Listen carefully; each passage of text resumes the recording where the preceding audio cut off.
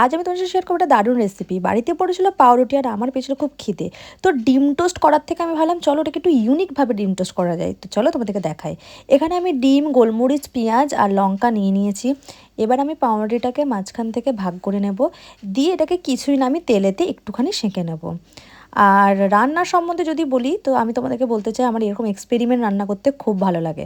তো দেখতে পাচ্ছ ওখানে ডিমটা দিয়ে দিয়েছি, দিয়ে পাউরুটিগুলোকে উল্টে দিয়েছি। তোমরা এইভাবে চাইলেই খেতে পারো ডিম টোস্টের মতো, কিন্তু না, আমার একটু অন্যরকমভাবে খেতে বেশি ভালো লাগে। তো এখানে নিয়ে নিয়েছিলাম মোমোর চাটনি, যেটা আমি ঘরেতে বানিয়েছিলাম নিজেই। মোমো হয়েছিল আগের দিন। আর ছিল ধনেপাতার চাটনি, এটাও ঘরেতেই বানানো হয়েছিল আমাদের, কারণ তার আগের দিনই মোমো হয়েছিল আমাদের। তো এখানে রেখেছিলাম কিছু আমি স্যালাড কেটে, শসা, পেঁয়াজ আর গাজর। তোমরা চাইলেই এটাকে এরমভাবে দিয়ে খেতে পারো, মানে একটা স্যান্ডউইচের মতো করে। আর ওপর থেকে ছড়িয়ে দিয়েছিলাম একটুখানি নুন। আর যেহেতু আমি একটু স্পাইসি পছন্দ করি তাই জন্যে আমি একটু চিলি সসও দিয়েছিলাম।